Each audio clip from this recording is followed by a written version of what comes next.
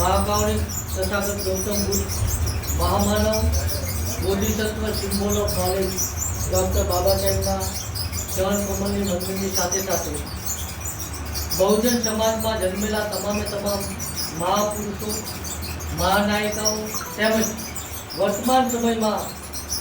સમગ્ર દેશમાં જે બહુજન નેતૃત્વ કરી રહેલા બહેનજી કુમારી માયાવતીજીને પણ હું વંદનની સાથે સાથે સુરેન્દ્રનગર જિલ્લાની બહુજન સમાજ પાર્ટીની જે આજે સંગઠન સમીક્ષા બેઠકમાં ઉપસ્થિત તમામે તમામ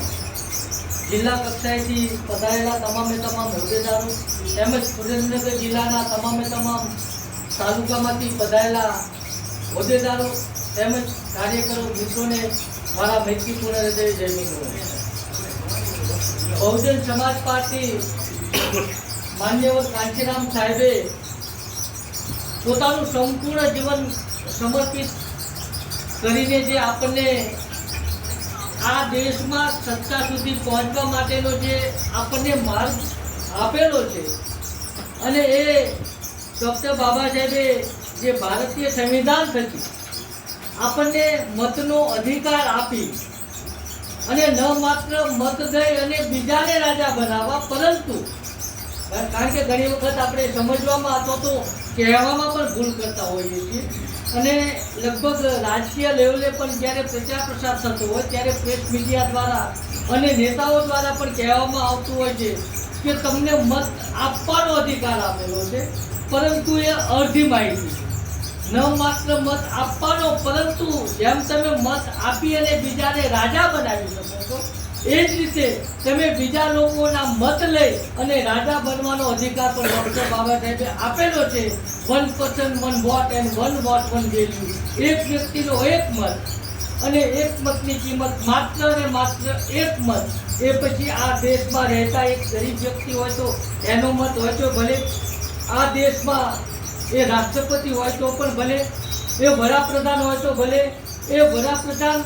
ઓફિસમાં એક પટ્ટાવાળો હોય તો ભલે, એ કલેક્ટર હોય તો ભલે, એ કારકુન હોય તો ભલે, એ તલાટી હોય તો ભલે, એ મિલ માલિક હોય તો ભલે, એ ખેતીનો માલિક જેની પાસે 500,000 વીઘા જમીન હોય એ ખેતીનો માલિક હોય તો ભલે, કે એમાં રોજના 200 કે 300 રૂપિયામાં દારી કરતો ખેત મજૂર હોય તો ભલે, એ તમામે તમામ વ્યક્તિને મત આપવાના અધિકારની સાથે સાથે દરેકે દરેક વ્યક્તિને આ દેશમાં રાજા બનવાનો અધિકાર આપીને જે ડૉક્ટર બાબા સાહેબે આ દેશમાં તથાગત ગૌતમ બુદ્ધથી લઈ અને બહુજનની વિચારધારાને જે મૂર્તિમંત સંવિધાન સ્વરૂપે કરેલી છે અને એ સંવિધાન થકી ભારતમાં હજારો વર્ષોથી જે ઉપેક્ષિત સમાજ છે, જે સમાજને આ દેશમાં માત્ર ગુલામ માનવામાં આવતો, એ ગુલામ સમાજને રાજા બનવા માટે એક બહુજન સમાજ પાર્ટી પહેલા એમણે DS પોર્ટ બામસેપ અને બહુજન સમાજ પાર્ટી આપી અને માન્યવર કાંચીરામ સાહેબે આપણને આ દેશમાં એક એવો સક્ષમ પક્ષ આપ્યો જે પક્ષ થકી, જે પાર્ટી થકી એમણે એ સાબિત પણ કરી દીધું. આ દેશના સૌથી મોટા પ્રાંત ઉત્તર પ્રદેશમાં 4 વખત બહેનજીને મુખ્યમંત્રી બનાવી અને બહુજન સમાજના હક અને અધિકારની સાથે સાથે આ દેશમાં રહેતા અન્ય લોકોને પણ માનવીય સન્માન, હક અને અધિકાર માટે મળે એ માટે બહેનજીએ પણ એ માન્યવર કાંચીરામ સાહેબ, ડૉક્ટર બાબા સાહેબ, તથાગત ગૌતમ બુદ્ધ, ફૂલે, પેરિયાર અને તમામે તમામ બહુજન સમાજના જે વિચારકો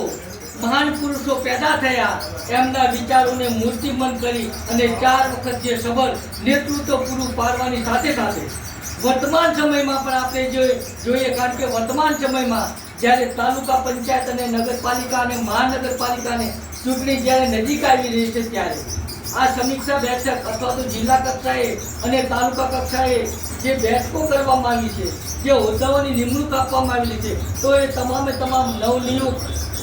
તમામ તાલુકા અને જિલ્લામાં જે લોકોને બહુજન સમાજ પાર્ટીએ હોદ્દાઓ આપેલા છે, હું એમને પણ આ મંચ ઉપરથી સૌપ્રથમ તો અભિનંદન પાઠવું છું. સાથે સાથે વર્તમાન સમયમાં આપણે જોયું કે બિહારમાં પણ જે ચૂંટણી થઈ એમાં પણ બહુજન સમાજ પાર્ટીએ હા, સીટ ભલે એક મળી, પણ જનાધાર આપણો છે સાબિત કર્યું છે આપણી જાતિ સીટો આવે, પરંતુ જે રીતે નોટબંધી કરી અને આપણને આર્થિક રીતે તોડી નાખ્યા, પરંતુ વર્તમાન સમયમાં, ભૂતકાળમાં પણ હતું પણ વર્તમાન સમયમાં એમની એ વિચારધારા ચરમસીમાએ છે, ઉપલા સ્તર સુધી પહોંચી ગઈ છે અને હવે વોટબંધી, તમારા મત પણ તમે જ્યાં ઈચ્છો ત્યાં ન આપી શકો એ રીતે ઈવીએમ દ્વારા ચૂંટણી કરી અને વર્તમાન સમયમાં જે બહુજન સમાજના મતો, જે બહુજન સમાજ પાર્ટીમાં આ દેશમાં શોષિતો, પીડિતો, વંચિતો અને મહિલાઓ ઉપર થતા અત્યાચારને રોકવા માટે માન્યવર કાંચીરામ સાહેબે જે પાર્ટી બનાવી અને જે પાર્ટીનો મેન્યુફેસ્ટો છે કે ભારતીય બંધારણને આ દેશમાં લાગુ કરવો, અને એ બંધારણને લાગુ કરવાવાળી જો કોઈ એક પાર્ટી હોય તો બહુજન સમાજ પાર્ટી, અને એ બહુજન વિચારકો, બહુજન કાર્યકરો અને બહુજન નેતાઓ જ્યારે બહુજન સમાજ પાર્ટીને મજબૂતાઈથી આગળ ધપાવવાનું કામ કરી રહી છે, ત્યારે ઈવીએમ દ્વારા નોટબંધી કરીને આપણે જોઈએ કે જે શાસક પક્ષ છે અને વિરોધ પક્ષ છે, આમ જોઈએ તો આપણી ગણતરી મુજબ ભારતમાં વિપક્ષ છે જ નહીં. કદાચ આ વાત, અમુક વાત હજુ સુધી તમને સાચી નહીં પણ લાગે, પરંતુ વિપક્ષ એટલા માટે નથી કે વિપક્ષમાં બેસનાર વ્યક્તિ પર ઈવીએમ દ્વારા ચૂંટાઈને આવેલો છે અને વર્તમાન સમયમાં વિરોધ પક્ષનું નેતૃત્વ કરનાર કોંગ્રેસ સરકારમાં રહેલા રાહુલ ગાંધીના પિતા રાજીવ ગાંધી પણ ઈવીએમ દ્વારા વોટ ચોરી કરી આવેલા છે. અને જ્યારે સમગ્ર દેશમાં બહુજન વિચારકો ઈવીએમનો વિરોધ કરી રહ્યા છે, ત્યારે એને ઈવીએમ બંધ કરી, એનો વિરોધ કરવાનું બંધ કરી અને વોટ ચોરીનો મુદ્દો લાવી અને વિપક્ષીને પણ સબર રીતે શાસક પક્ષની ભૂમિકા ભજવતા હોય ને એવું સાબિત થયું છે. ત્યારે બહુજન સમાજ પાર્ટી આ દેશમાં લાવી ગઈ. માટે બહુજન સમાજ પાર્ટીને મજબૂત કરવા માટે અહીં ઉપસ્થિત તમામે તમામ કાર્યકરો, તાલુકા કક્ષાએથી પધારેલા કાર્યકરો અને હોદ્દેદારો તેમજ જિલ્લા કક્ષાએ પધારેલા તમામે તમામ હોદ્દેદારો મને સીમિત વાત કરવા માટેનો સમય આપેલો, એટલે વધુ નહીં બોલતા, નહીં તો કલાક બોલાય, પરંતુ બીજાને પણ તક આપી અને મને મારા આદર્શ વ્યક્તિઓને સાંભળવાની તક મળે એ માટે હું મારી વાતને વિરામ આપું છું. આપ સૌ મને બોલવાની તક આપી એ બદલ આપ સૌનો મૈત્રીપૂર્ણ હૃદય આભાર માની અને મારી વાતને વિરામ આપું છું. આપ સૌને મૈત્રીપૂર્ણ હૃદય જય ગુરુ.